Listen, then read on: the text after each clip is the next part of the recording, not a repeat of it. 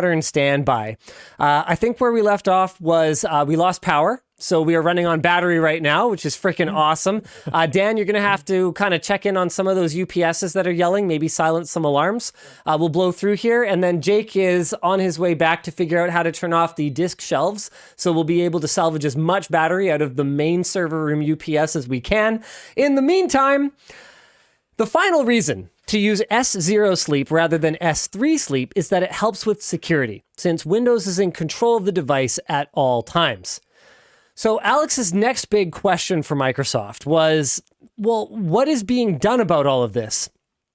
And honestly, their answer kind of makes sense.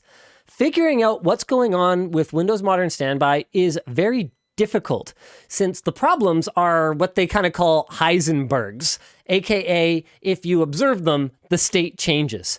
A lot of telemetry is turned off during sleep, as you can probably imagine, to reduce power consumption.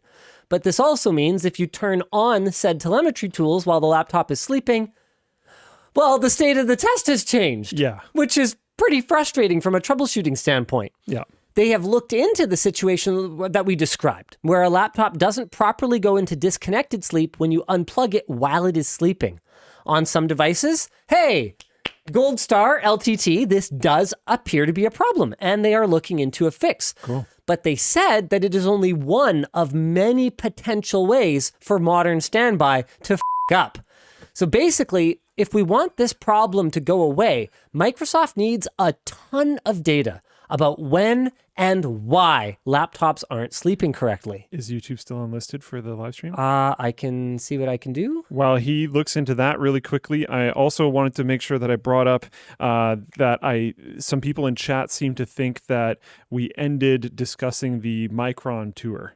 Oh, okay. Where we left off with the Micron tour. Right!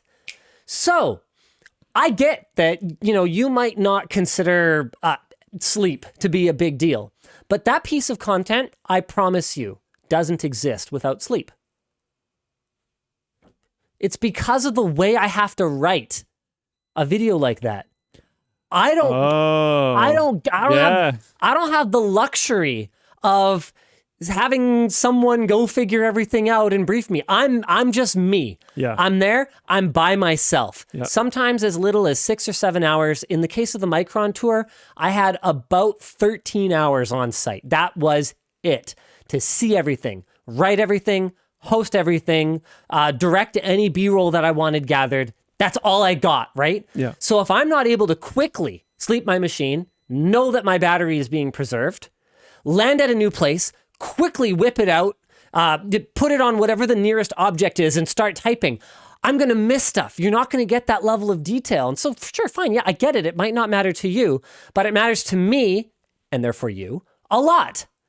That piece of content doesn't happen if I can't rely on a machine to have ample battery life and not just flawlessly, but quickly go in and out of sleep, because I'll miss things.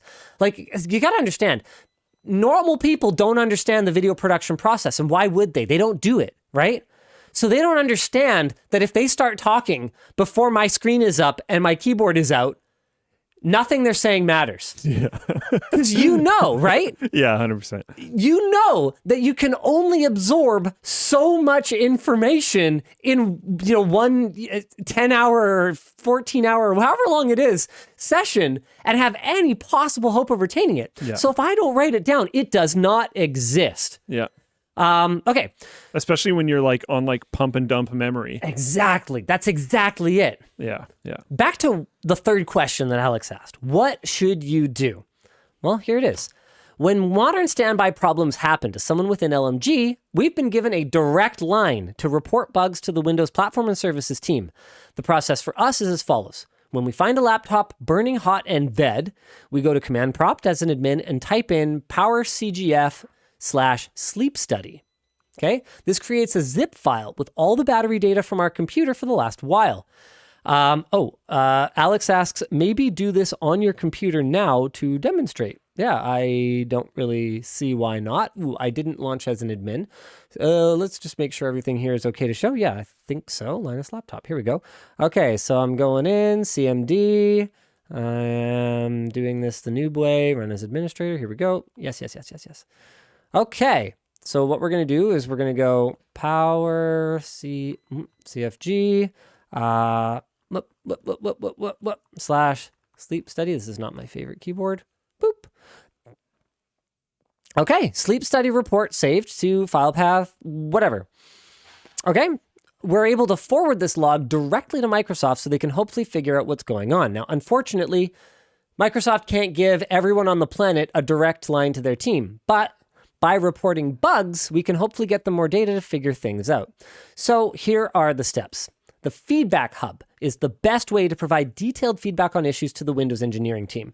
The tool gathers detailed logs and can run additional diagnostics to help them diagnose and fix issues. So if you launch the Feedback Hub, got some screenshots here. Yeah. Yep. And give your feedback a relevant title. Okay. My computer battery is draining while it's asleep. Click report a problem. Then provide more information on the specific issue. Any additional details are valuable. Okay. Next, choose power and battery and sleep. Selecting the right area is important because it goes to the appropriate engineering team. As you can imagine, Microsoft's a pretty big company, right? You can't just send an email to, engineering at Microsoft.com. Like they got a lot of different engineers. Okay. Say it is new feedback. Okay. Because there's no option that matches yours. I'd pick inability to use my PC because the battery is dead. Okay. And then for battery drain issues, select sleep. Click start recording. The button turns red. It will gather data. Wait 10 seconds or so, then press stop. You don't need to go through the actual sleep process, nor do you need to do the screenshots. It may take a minute or two, and you can also put your computer to sleep during the process, then reawaken it. It will collect data across this process. Okay, you can also attach a file, which is pretty cool. So that's it. Click submit. And there's a forum post going over these steps because I have not done a great job. So that's going to be a way better place to go through this. And pretty much Alex is summarizing how you guys can help us, help you, help Microsoft, help us. Yeah, so the forum thread is just called Windows Modern Standby Bug Reporting. Should be really easy to find. I hope this is legit. I have seen a tactic from large companies before where when some type of journalism outlet, whatever it happens to be, goes after them for something, they respond in a very receptive manner and then never do anything about it because they respond in a very receptive manner in order to get good press out of the situation and then just move on. I hope that's not the case. I hope they actually try really hard to address it. It does sound like a really annoying problem to work on. I would not want to work on this. So it might also be that they work really hard on it and we don't get a fix very soon. So I don't know. Tough situation, but I wish them the best of luck. YouTube is apparently still not live, which is very frustrating because it's definitely set live. Oh boy. Yeah, which is super cool. I really like that. I really like that when that happens. Did the previous stream get ended? I don't know. I just saved the title to part 2. You know what? Yeah, should I just try pausing and resuming the selected? Oh, I didn't even mean that. You could. I don't think that's the problem. But you could do that. I think potentially the previous YouTube stream never ended. Yeah, there's nothing I can do about it now, though. Yeah, okay. Because I don't have any way of ending it. So if There was a pop-up on that computer. I don't know. That had an option. I'm going to pause it and resume it. Okay. Cool. Previous stream did end. I saw VOD. Okay. Yeah. Okay. Who knows? We don't have a lot of time to dilly-dally, so we're going to jump right into the next topic. And everyone on Floatplane and Twitch will see it. John Carmack's decade in VR ends as he exits from Reality Labs, formerly Oculus. Luke, do you want to get us through this one? Yeah, this one's big actually, and I have some takes on this for the stream, and we'll see if people agree with me or don't. But yeah, I'm just going to go directly through the notes. Legendary programmer John Carmack, known for programming the original Doom and his love for VR, has stepped down as consulting CTO for Reality Labs, formerly Oculus. I actually didn't know they were called Reality Labs. I don't know why I didn't know that. Yeah, I think that was a while back. Yeah, I probably just didn't care because it's a weird name change that doesn't matter. Meta is famous for making and directing and directly breaking promises not to F it up. In quotes, you will not need a Facebook account to use or develop for the Rift. That's definitely not a thing anymore. Yeah. Quotes, we are not going to track you, flash ads at you, or do anything invasive. That's not a thing anymore. In quotes, we are not going to lock people out because they compete. I actually didn't know that was broken, but apparently that was broken in 2016. And then another one, in quotes, Facebook is going to give us access to massive resources, but let us operate independently. Hey, the first part they did. If anything, I think the entire investing world quadrupled, hextupled down. The first half of that is extremely correct. And then in quotes, none of our gaming resources will be diverted. Ooh, yeah, that one, not so much. Oof. Carmack says that he has mixed feelings about leaving, stating that the Quest 2 in particular was almost exactly what he wanted to see, despite complaints about the software. Yeah, the proverbial straw that broke the camel's back is apparently the gaming resources being diverted one for him. I mean, we know John Carmack. He's a gamer guy. He's not a gamer. Oh. He's not into gaming, right?